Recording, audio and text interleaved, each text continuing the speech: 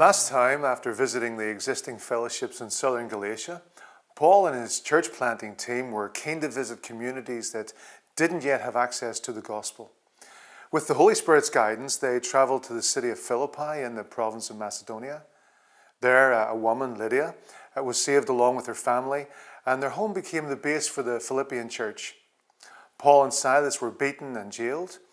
Their jailer, waking in the night to find an earthquake had opened all the doors, was about to kill himself. Paul stopped him, explaining that everyone was still there. The relieved man accepted the gospel message, and he and his family were saved. After encouraging the new believers again, Paul's team left Philippi.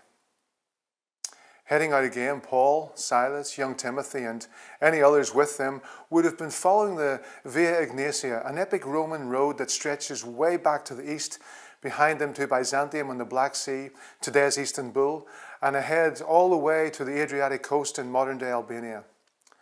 Acts chapter 17, verse 1, records that they passed through a couple of towns, apparently without staying long, until they reached Thessalonica, about 160 kilometers west of Philippi. Thessalonica had an estimated population of 200,000 when Paul visited. At the time, it was the largest city in Macedonia, and today is the second largest in all of Greece. Typically, Paul visits a synagogue, knowing that he has an immediate point of contact with people who are familiar with the true God from the Jewish scriptures. He draws out the truth from them, particularly from those sections that clearly point forward to Jesus as the promised Messiah. So we read in Acts chapter 17, verses 2 and 3, "As was Paul's custom, he went to the synagogue service, and for 3 Sabbaths in a row he used the scriptures to reason with the people. He explained the prophecies and proved that the Messiah must suffer and rise from the dead. He said, 'This Jesus I'm telling you about is the Messiah.'" Here, as always, we see Paul carefully sharing truth by laying worldview, narrative foundations, or building on whatever he finds already in place. Having taken the time to do this, he's then able to present the incarnation, the death, the resurrection of Jesus as being the logical climax of all that God has been working towards down through history. So then it's not some optional religious system he's offering. Instead, it can be seen as the only possible solution a creator who's completely holy and completely loving would come to as he seeks to rescue his lost race of image bearers. This clear message resonates with many. Luke says they are persuaded. A couple of years later, in one of the letters Paul will write to them as a local fellowship, he'll remind them that they were saved through God's Spirit and through their belief in the truth. So we read in 2 Thessalonians chapter 2 and verse 13, "As for us, we can't help but thank God for you, dear brothers and sisters loved by the Lord. We are always thankful that God chose you to be among the first to experience salvation, a salvation that came through the Spirit who makes you holy and through your belief in the truth." Their new birth comes as they willingly accept what the Spirit reveals to them miraculously in their hearts or spirits, while also convincing them logically through their minds or reason. Some of those who are saved are Jews, but many more are men and women from the majority Greek or Roman culture who've been associated with the synagogue. The now familiar pattern for Paul's visits to different places repeats itself. The Orthodox Jews are upset at losing influence over these former adherents to their faith, some of whom are prominent people in the community. Accusations are made, a mob gathers, a riot starts. It's those troublemakers from Judea. What are their names? Paul and Silas. We've heard about them, going around teaching about this Jesus, saying he's the real king, causing disturbances everywhere. Well, not here. The Romans will call it treason. We'll lose our status as a free city. They're at the house of that Jew, that Jason. Right, let's get them. Not finding Paul and Silas, they take Jason and others to the city council, but they are eventually released after posting a good behavior bond. The new believers feel that under the circumstances, it's best for Paul and Silas to move on that same night. Luke mentions Paul speaking at the synagogue in Thessalonica on 3 consecutive weeks, but it's not entirely clear if that's the full extent of their stay in the city. However long it is, by the time Paul and the team leave, there's a group of believers in the city with a deep commitment to the Lord Jesus, a common sense of identity, a good grasp of the fundamental truths of the faith, and an understanding of their role in the community. As Paul will write in a letter to them soon, they have the strength to stand against the opposition which inevitably came. That said, there are some important areas of truth that he did not have time to share with them before his hasty departure, and those are some of the topics he'll address soon in the 2 letters to the Thessalonian church that we have recorded in the New Testament. Now, Acts 17:10-15 describes them continuing west on the Via Ignatia for 70 kilometers until they reach Berea, today Berea, at the eastern foot of the Vermio Mountains. They find people in the synagogue here who are open to the truth they are proclaiming and who listen eagerly, as Acts 17:11 says, to Paul's message. But their enthusiasm for the teaching of the church planters is not mindless acceptance. Day after day, Luke says that they search the scriptures, God's narrative, to verify that what Paul and Silas are teaching aligns with what God himself has revealed there. And as a direct result of them truly grasping these things for themselves, many from both the Jewish minority and Greek majority believe in the good news about Jesus. As we've noted before, God created us in his image so that we can respond to his revelation of himself fully with our hearts, souls, emotions, wills, and minds. When we tell God's story to people, we need skill and insight so that they're hearing him appealing to the deepest longings of their hearts, captivating their imaginations, challenging their worldview assumptions, and convincing them of the inherent logic and coherence in everything he has said and done. Almost inevitably, it seems, Jews from Thessalonica follow the church planters to Berea and stir up problems. The new believers act quickly and escort Paul to Athens, probably by sea, although Luke doesn't say specifically. Silas and Timothy stay behind for a while before rejoining Paul, no doubt to strengthen the young church. Meanwhile, as Acts 17:16-32 describes, Paul isn't relaxing while he's waiting for them in Athens.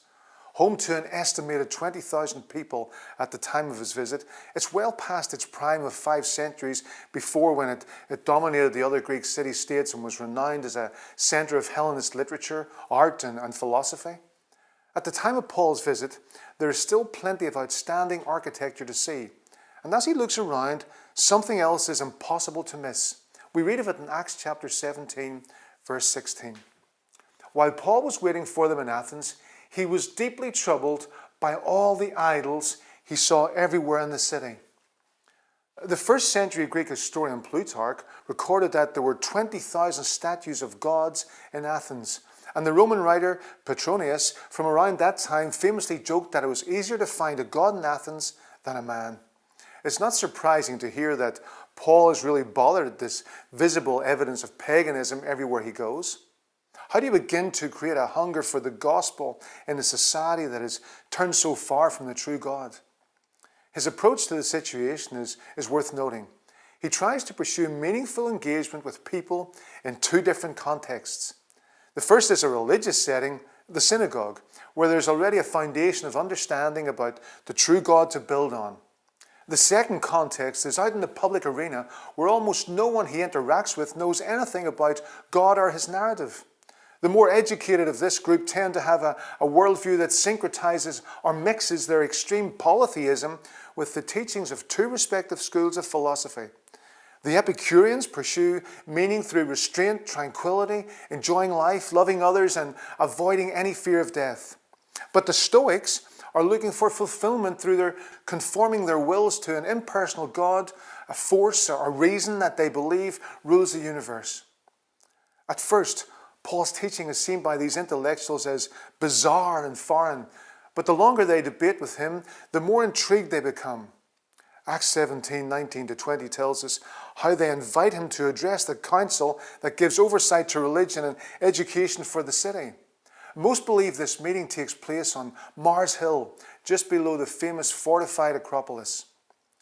Paul's speech, recorded for us in Acts 17:22-31, provides us with an invaluable example of how to engage with people who have no prior knowledge of the true Creator God. He looks for common ground and begins with something familiar, their altar to an unknown God, but he reinterprets it in an unexpected way to get their attention. Then he introduces them to God, briefly describing his being, his character, his purpose for creation and stance toward sinful human beings. introducing the truth that this God is infinitely greater than any of their false deities. Embedded in his address are a number of significant challenges to their existing worldview.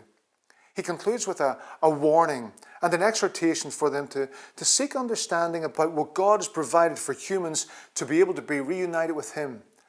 Time doesn't permit us to analyze Paul's famous sermon in depth, but anyone will be rewarded by a careful study of it in order to glean underlying principles for sharing truth. Some of his audience responds with contempt, but others, including one member of the council, become believers as a result. Luke records in Acts 18, 1-22 that without giving any particular reason, Paul decides to leave Athens and head to Corinth, maybe in the hope of finding more prepared soil for the gospel message.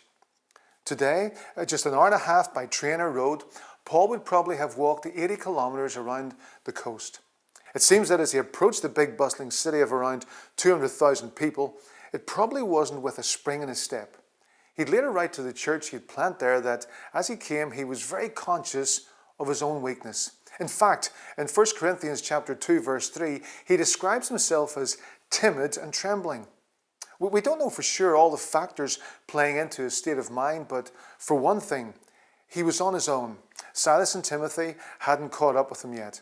We also learn later that he was in a tough spot financially. And Corinth itself was a daunting prospect. Much of its population was made up of sailors, merchants, refugees, and discharged soldiers.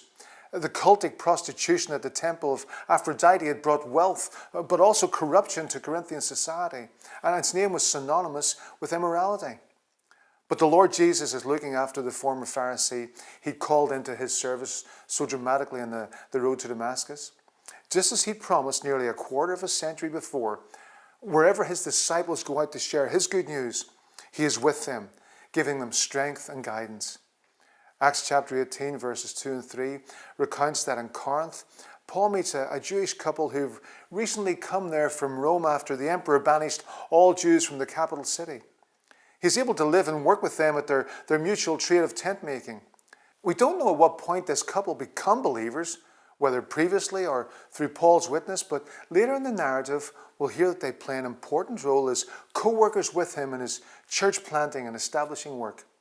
So during the week, he works at his trade, and then on Saturdays, the Sabbath, he regularly goes to the local synagogue to look for opportunities to share the gospel with the Jews and people from other ethnicities who worship the one true God there. Eventually, after Timothy and Silas arrive with a gift of money from the believers in Philippi, he's able to spend all his time sharing God's word with people. It's worth noting that while there's nothing wrong with the categories of supporter, full-time worker, or supportive missionary, or tent maker that we use today, they don't seem to apply to Paul or his co-workers. For him, there's no dichotomy, no distinction. Being a witness for his master, being a church planter, these are not roles he takes on or puts off at certain times. It's just who he is. He's simply living out in any given situation what he understands he has been given to do and what he's responsible for as someone who's benefited so much from God's grace. After most of the Jews in Corinth take a stance of opposition to Paul in the gospel, he says that he is no longer responsible for them. He'll now focus on taking the truth to the other ethnic groups. He finds a great base to work from and some more co-workers in the city. Although Luke records that Paul's efforts result in a lot of people coming to faith, it seems that at some point Paul becomes disheartened or intimidated. The Lord encourages him, and we read of it in Acts chapter 18, verses 9 and 10, not to be afraid, not to stop sharing, and reminds his servant that he is with him. Once again, we're reminded of God's amazing intention to work alongside those who'll faithfully walk with him. He has given Paul the role of being his narrator, his voice, but the final results are his responsibility. It's his church that is being built, his people that are being equipped. This strengthens Paul's resolve, and he stays there in Corinth, this time for a year and a half, teaching God's word. It was during this time in Corinth that Paul wrote the 2 letters to the Thessalonians that are preserved in the New Testament. And Paul now heads home, taking Priscilla and Aquila with him as far as Ephesus. It seems that Timothy and Silas stayed in Macedonia and Achaia province, probably to continue giving guidance to the new churches there. On the voyage back to Palestine, Paul stops off briefly in Ephesus. When the Jews there invite him to stay longer, he promises to come back again if God works it out that way. The ship lands in Caesarea and he visits the church in Jerusalem before finally making it back to his sending church in Antioch of Syria.